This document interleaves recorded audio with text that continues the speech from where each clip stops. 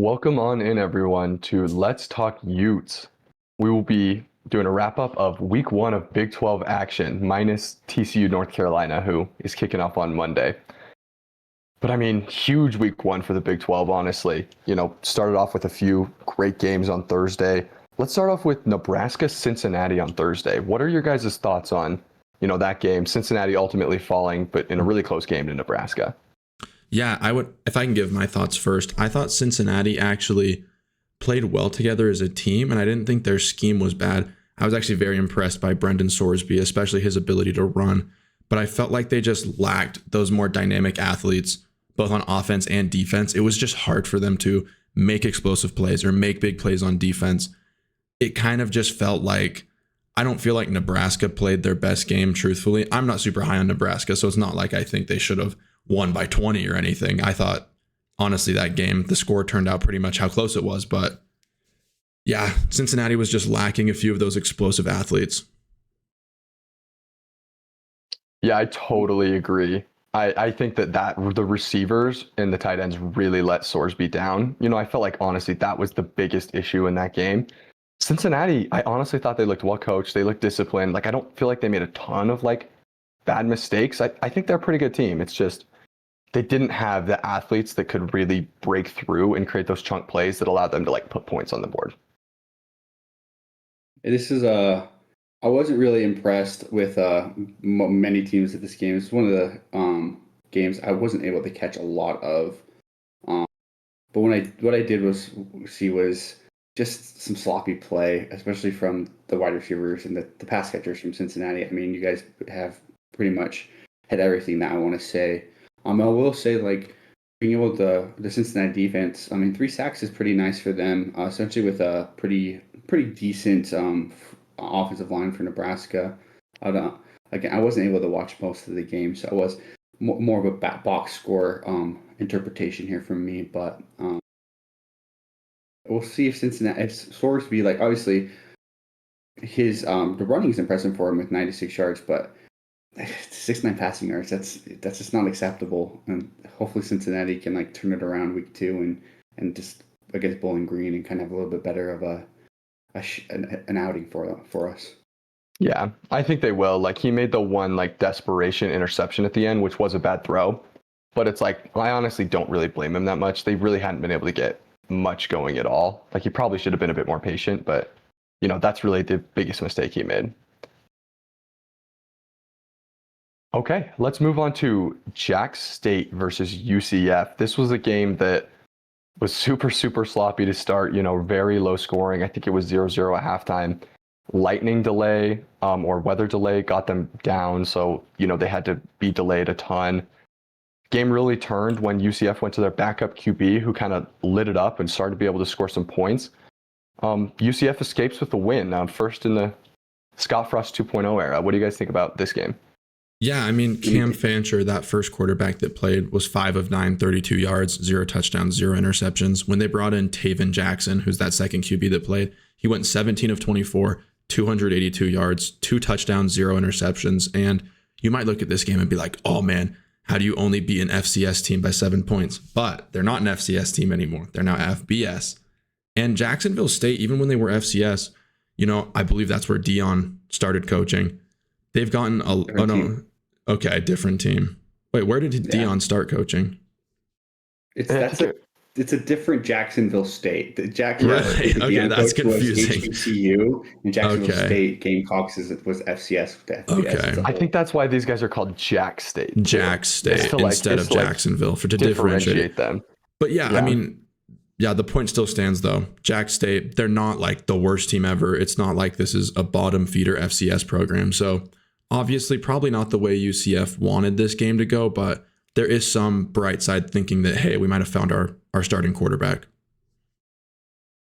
Yeah, I mean, the Taven Jackson switch really kind of changed the game for them. It was rough. It was a rough watch. Something that I thought was interesting was just Miles Montgomery. It's coming in, he had 21 carries for 79 yards, only 3.8 average, which in college isn't that great. Just after having RJ Harvey last year, and that was just the offense was hand him the ball, let him go out and have some plays. Just was dominant. That was something I thought was gonna maybe continue having a solid run game for UCF, but maybe the Scott Frost change and all that stuff changes that kind of play style. So I thought that was interesting that like the run game wasn't as dominant for UCF. At least it wasn't as prominent as I was expecting.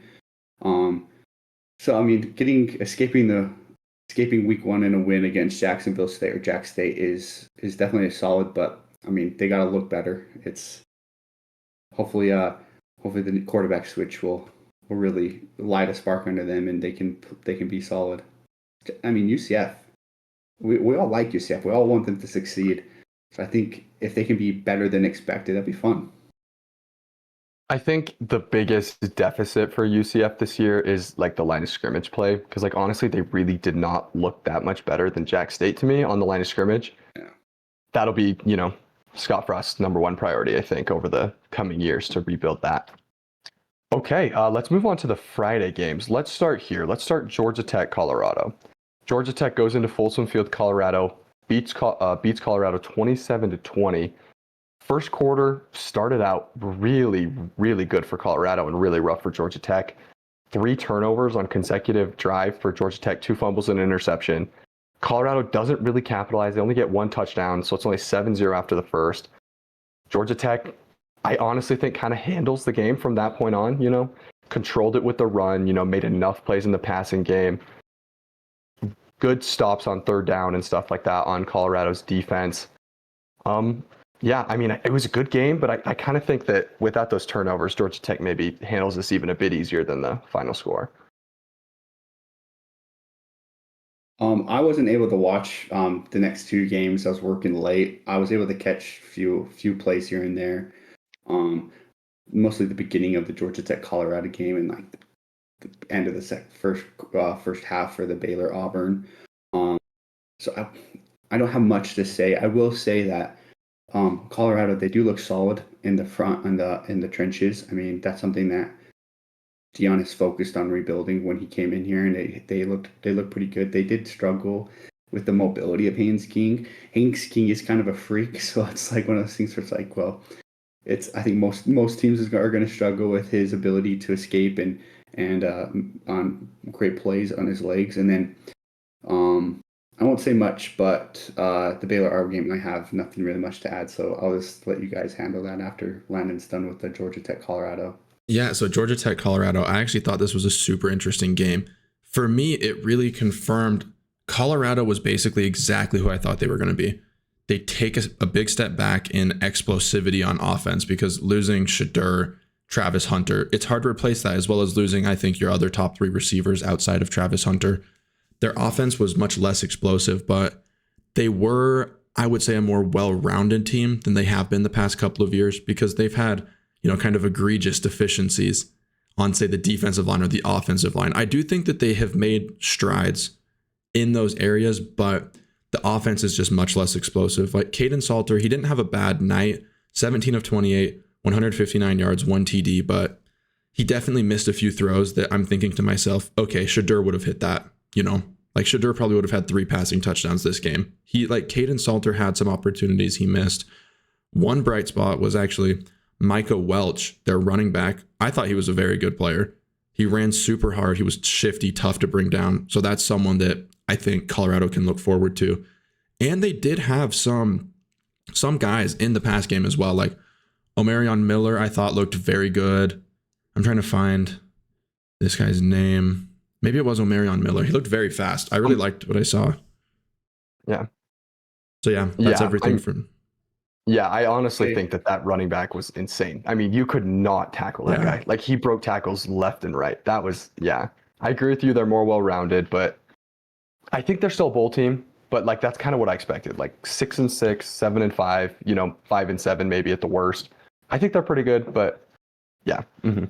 I wonder if Martavius French will go for a fumble recovery record, getting 2 in this game. I mean, he's continued going crazy. That was 2 per game, 24 for this season. Yeah, wow. That was insane. Just those 2 fumble recovery. Like, what the heck is going on? Those were like the 2 drives I saw from Georgia Tech. I'm like, what is happening?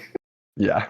It's crazy because like they were moving it too outside of those fumbles. Like it was like 10 yards of play. They looked Yeah. awesome. Like I mean, we'll Georgia Tech. Like we're all fans of Georgia Tech here, but like we won't talk much about them. Obviously, Big 12, but they look good outside of those struggles in the first quarter. Hmm. Okay, let's move on to Auburn Baylor.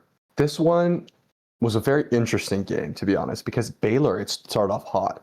I honestly was like, oh my gosh, Baylor might blow these guys out. You know, they drove right down the field, you know, stopped, got a field goal, drove right down again, went forward on 4th down, I believe, and missed it to go up 10-0. And then from that point on, it was pretty much all Auburn. You know, Auburn controlled the run game, you know, didn't let Baylor really create as many explosive plays. The receivers did look good for Baylor, I thought. Sawyer Robertson was good. There was just the offensive and defensive lines just could not hold up for them, in my opinion. Honestly, like I thought Auburn looked pretty good. I thought Baylor looked good as well, but they couldn't hold up on the lines of scrimmage. Yeah, I agree with you completely. This Baylor team, they kind of picked up where they left off last season. You know, Sawyer Robertson actually, I think, had a great game. The wide receivers are as advertised. Their offense is very explosive. They could not hang with Auburn on the line of scrimmage. Baylor was struggling so much to get the run game going. They couldn't stop the run on the other side. They just seemed outmatched physically in the trenches in this game. So I'm definitely not like selling my Baylor stock. I think Auburn's a good team. They have a lot of talent. And Baylor's offense is still going to be extremely elite. So I still think Baylor's going to have a good season. This was a tough matchup. It almost felt like Auburn's strength on Baylor weakness.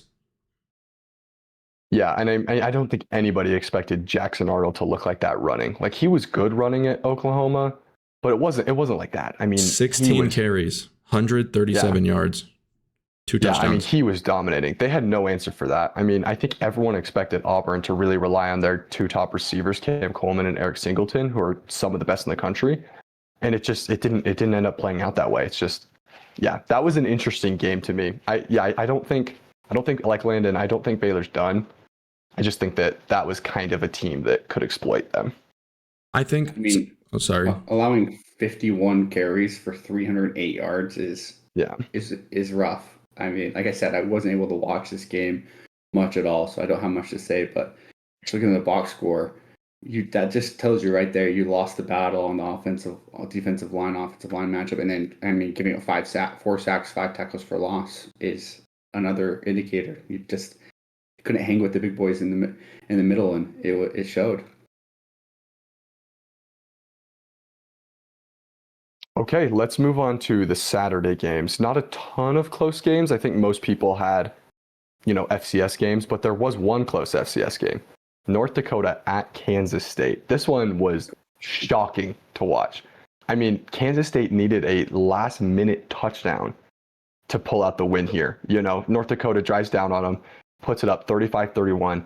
They need, you know, last-minute drive to go score a TD to beat them. What are your guys' thoughts on this game? This is concerning. Kansas State lost this game. Like, Kansas State got a lucky touchdown. They shouldn't even been in this. They shouldn't have won this game. Period. They should have been that pick that dropped in the end zone that landed in the Kansas State receiver's hands right when they score the touchdown at the peak, I believe in the second quarter. That's like, what's going on? Like, this team should have lost this game, and then the play calling I thought was horrendous. You mean you have one of the better running quarterbacks in the country in Avery Johnson, and you don't run him? It's terrible. Yeah, I have no idea what's going on with Kansas State right now. I mean, similar to week 0, Avery Johnson ended with a pretty good stat line. He was 28 for 43, 318 yards, 3 touchdowns. But watching the game, it does not feel like that. It feels like they were struggling massively to pass. Their receivers were struggling to separate from this North Dakota team. It was extremely discouraging. Like, not only was the offense bad, you gave up 35 to North Dakota. Like, this isn't like, oh, Kansas State was up 17. They took out the starters. North Dakota kind of hit a couple lucky deep shots.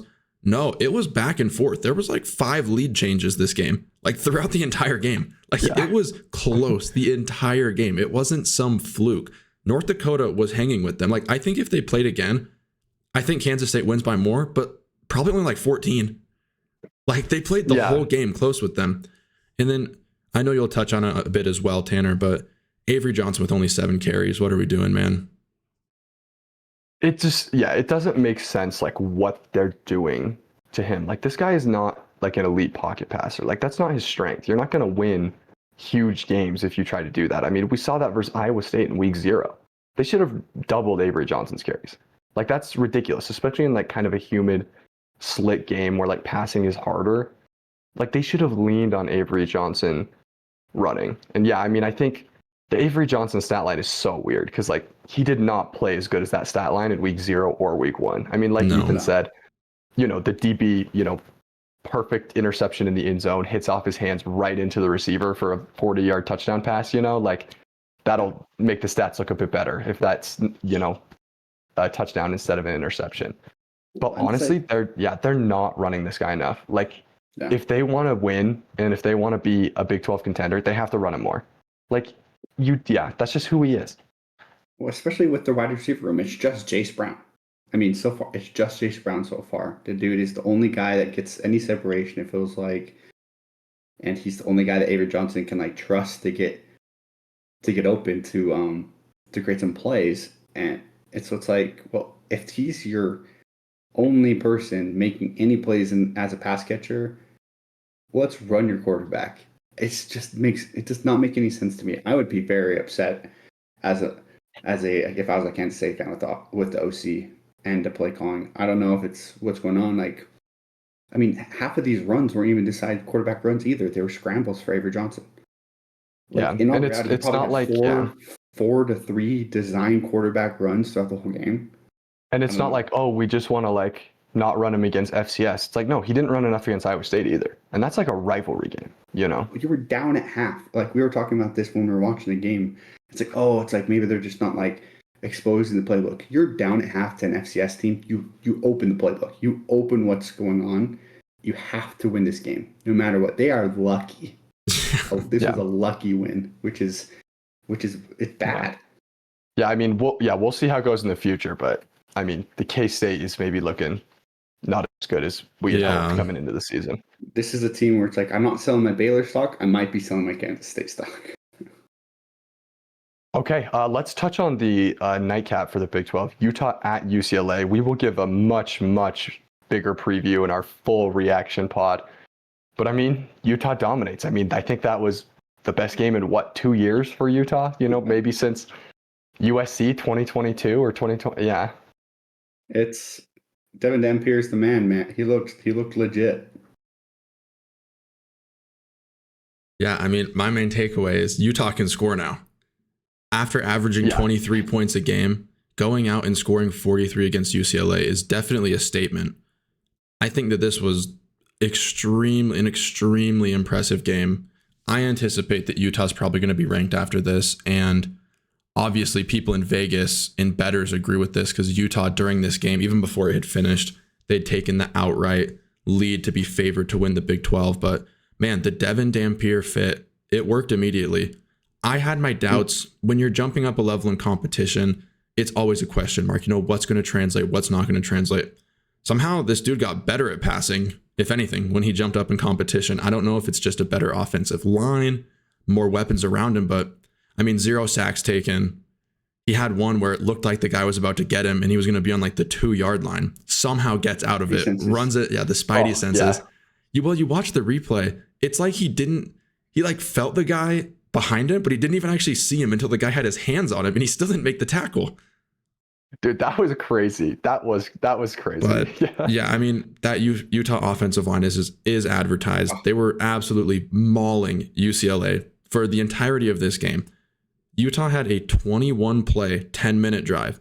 That's the first one in 9 years for Utah. I don't think many teams had a 21-play drive this season so far. I'd have to check on the stats, but we might be the only one. I wouldn't be shocked if that was the only one. But yeah, ridiculous. You can probably count on one hand how many times it happened last year.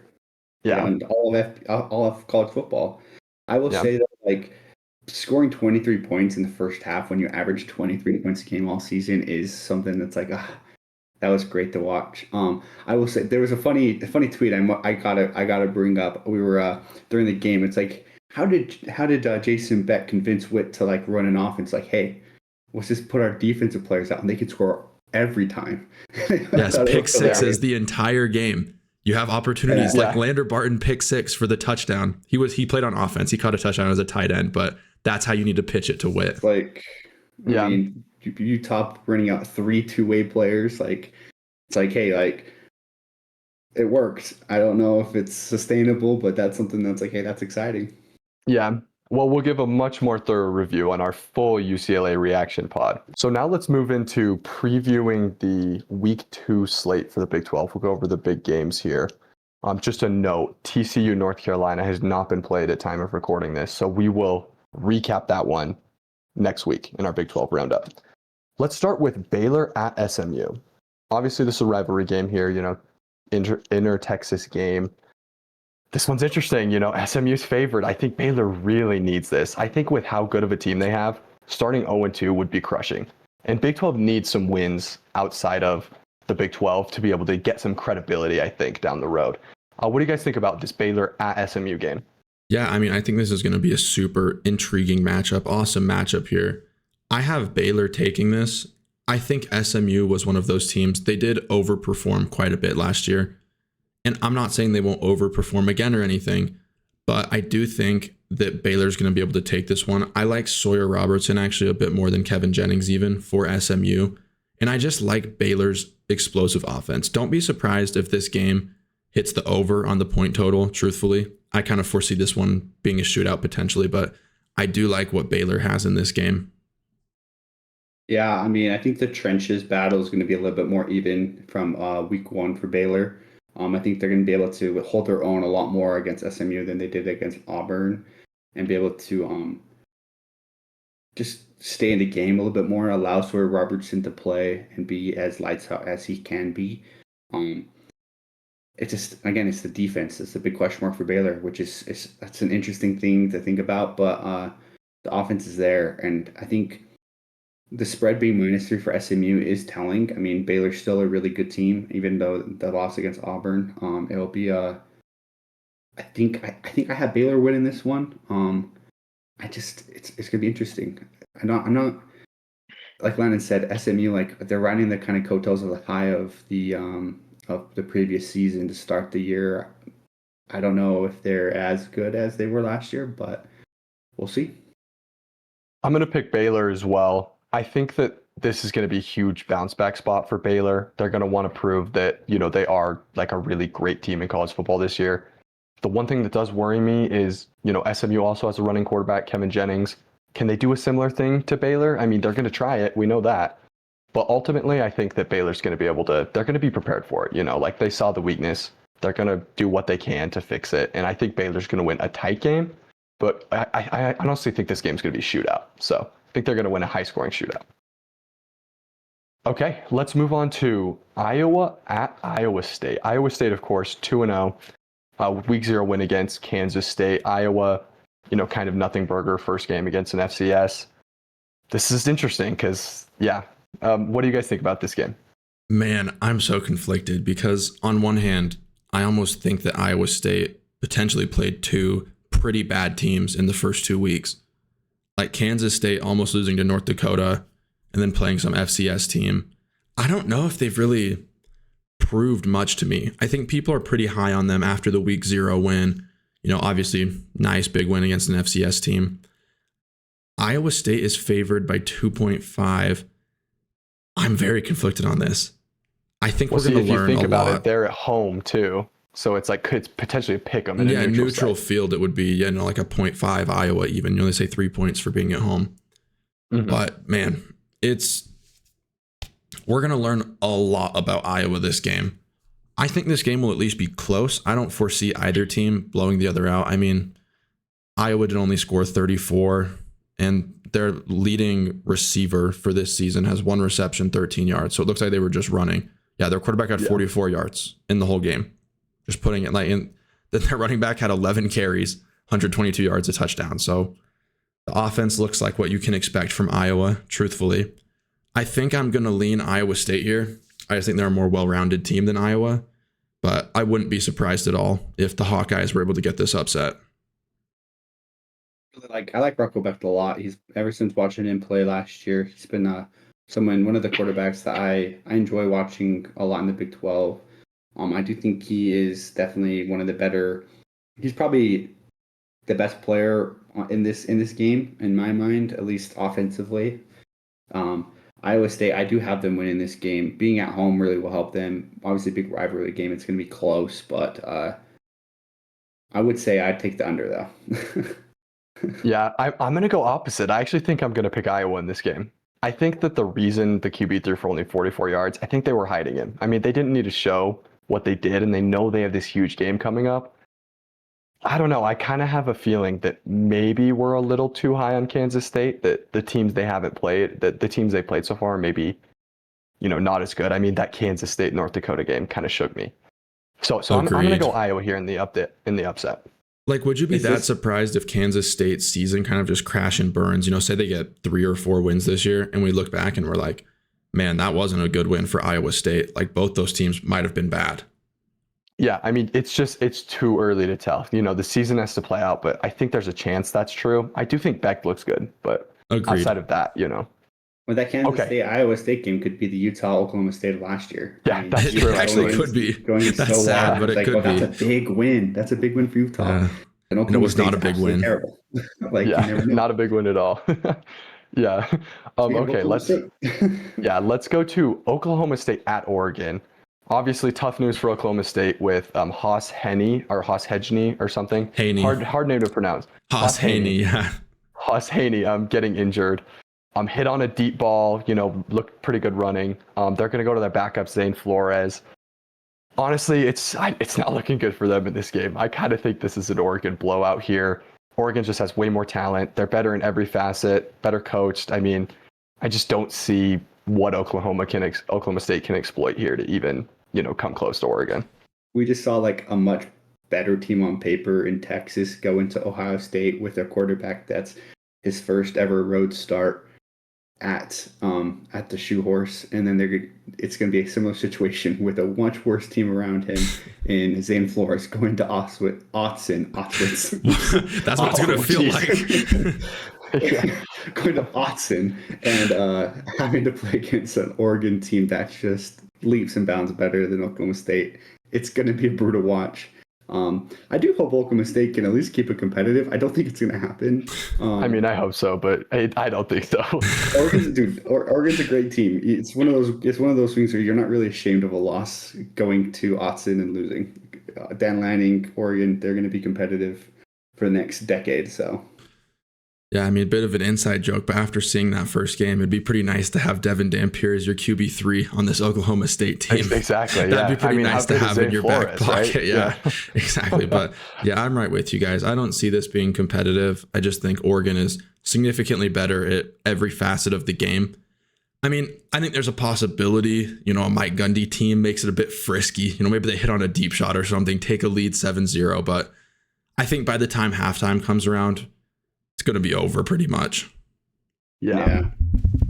What's the spread on that one? Is there a spread? They don't have it on right now. ESPN at least. Wow. Okay. Yeah. No spread yet.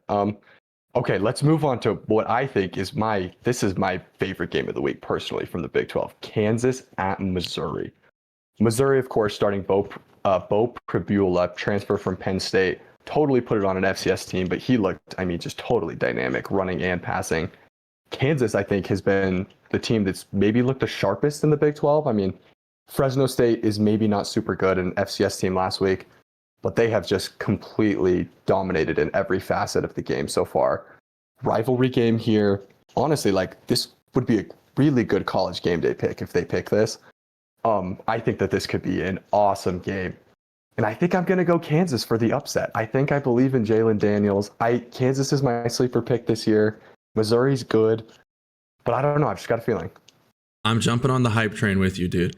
I think Bo Pribula, he's a dynamic athlete. He's got a big arm, but I do think that in his first real test, he's going to make some mistakes. Jalen Daniels it's either a 6th or 7th year senior, so much experience. Kansas has looked very sharp. I think I see Kansas, going to Missouri and getting that win this week, but this game is going to tell so much because week 0, week 1, a lot of teams, you don't really play someone that forces you to execute at a high level. And so now that you're playing a team that's really going to put the pressure on you, this is where you see who is going to be good. These games tell so much, and they're such big swing games. So yeah, I agree with you on the college game day thing too. This would be an awesome pick. I will say, I think Kansas and Missouri. Missouri is obviously it's the toughest test Kansas has faced this year. Obviously, that goes without saying. But a lot of the offense for Kansas has been either Jalen Daniels making some magic happen or Henderson Jr. getting the ball. And I feel like Missouri, if they can handle the speed of Henderson, it's gonna be a really close game. What's the spread on this? Because this is I think it's Missouri minus 6.5. Missouri by touchdown, basically. Yeah. It being at Missouri is going to be interesting. I will say, just to keep us different, I'm going to have I have Missouri in this win. I think I could for sure see that too. It's not like I'm saying I guarantee Kansas will win. I don't feel that strongly, but no, I think this will definitely show who Kansas truly is. Obviously, again, Fresno State, Wagner, nothing too special. If Kansas come out and get a win here, like they are legit Big 12 contenders. And I mean, I have slept on them to start the season. I did initially. They look really sharp, like Tanner said. Definitely one of the sharpest, if not the sharpest team in the conference right now. If Jaden Daniels is healthy throughout this game and throughout the season, like this is going to be a game where it will show, okay, Kansas is legit, and I think that could happen. But I do have Missouri probably winning here at a close game. Yeah, next up, Arizona State at Mississippi State. This is the second half of the home and home that started last year. Arizona State got them last year. Good win for Arizona State, I would say, last week. I mean, not as dominant as you would maybe expect, but I mean, they are, it is just the first game, so I'm not going to judge too harshly. Mississippi State, good win against kind of like a in-state rivalry kind of team. I don't have much to say about this one. I think ASU's talent is just much better. I think they're going to come out and maybe not a total blowout, but I think it'll be comfortable for ASU here. Yeah, I'm right there with you. I mean, Blake Shapen at QB for Mississippi State, got Sam Leavitt for Arizona State. I think Arizona State's they're better coached, kind of better across the board. I would expect Jordan Tyson to potentially have a big game here. But yeah, I'm riding with the Sun Devils in this matchup. That's interesting. I expected a lot more play from Udo for Arizona State. Obviously, wasn't able to watch much of this game. I was focused on a different game later in the evening. But he was someone I thought was going to be a big focal point for their offense, and only 2 carries for 19 yards against Northern Arizona is interesting. It could just be, hey, we don't need you to do anything special this game. Let's just keep you fresh for Mississippi State, or it could be something to look out. I'm not sure, but I do think Arizona State's just a much better team overall than a Mississippi State. Being at Mississippi State is going to be interesting. I mean, always a tough place to play down in Mississippi and the SEC territory, but Arizona State will definitely get the win here. I think whatever the spread is, they'll cover, I think, pretty easily. Okay, last game of the night, the kind of nightcap for next week, Big 12, Stanford at BYU. I don't really have much to say about this game. I think that Stanford is the worst Power 4 team in the country. I think that, the loss to Hawaii just looks worse and worse. BYU was I don't know what you can really take against Portland State. I mean, I think that might be the worst FCS team in the country. Yeah. They lost 42-0 to another FCS team. I don't really have much to say. I think this is going to be pretty easy BYU win. Yeah, I mean, Stanford is putrid. Ben Goldbranson's performance against Hawaii was that should have been some sort of crime. He should not have been allowed to leave the islands and come back, to the main United States. They should have been holding him captive somewhere there. I don't see Stanford really putting up much resistance here.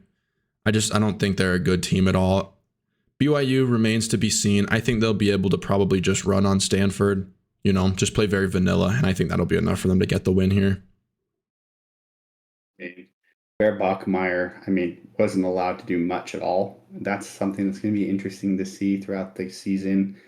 I think they'll have to do some stuff against Stanford to at least get him ready for more competitive games coming out later throughout the season. Doesn't show much faith that you allow your starting quarterback. I think he threw like 9, 11 times. It's just like it's not great. It didn't have to. They ran all over Portland State. Stanford, you guys don't know, they look horrendous. This is another nothing burger when it comes to a competitive game. It's going to be one of those games, right? Yeah, I mean, expected outcome probably with the BYU win. At least it should be.